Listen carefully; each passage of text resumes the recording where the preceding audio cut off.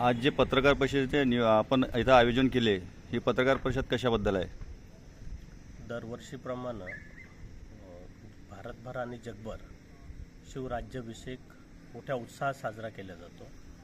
आपल्या सर्वांचे वंदनीय छत्रपती शिवराय यांचा राज्याभिषेक दिनी 6 जून या दिवशी सामाजिक सलोख्याचं वातावरण निर्माण व्हावं, 18 पगड जातीचा जो समुदाय छत्रपती शिवरायांनी मावळ्याच्या रूपात बांधला, एक स्वराज्य निर्माण केलं, तर त्या शिवराज्याभिषेकच्या दिनी सामाजिक उपक्रमाची सुरुवात करून एक नवीन पायंडा पाडण्यासाठी आम्ही सगळ्या सामाजिक कार्य करणाऱ्या प्रतिष्ठान, सामाजिक संस्था यांना संपर्क केला आणि त्यातून त्यांनी आपण एक असं आरोग्य शिबिर घ्यावं आणि ते आरोग्य शिबिर नुसतं निदान न होता उपचारही त्यामधून रुग्णांना मोफत व्हावे यासाठी आम्ही गेल्या 3-4 महिन्यापासून झटत होतो. आणि आम्हाला या संदर्भामध्ये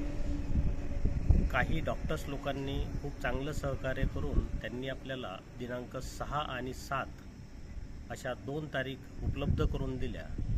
या 2 तारखेमध्ये 6 तारखेला मेहकर येथे आणि 7 तारखेला लोणार येथे भव्य स्वरूपाचं आयोजन ग्रामीण आणि शहरी भागातील शेतकरी बांधव, महिला, शेतमजूर, कामगार यांच्यासाठी निशुल्क मोफत रोग निदान आणि उपचार अशा पद्धतीचं एक आरोग्य शिबिर आम्ही आयोजित करणार आहोत. त्या संदर्भात आज आपल्या सगळ्यांसमोर या गोष्टीचा जो विचार आम्ही केलेला आहे हा तळागाळापर्यंत पोहोचवण्यासाठीची ही पत्रकार परिषद आयोजित केली आहे.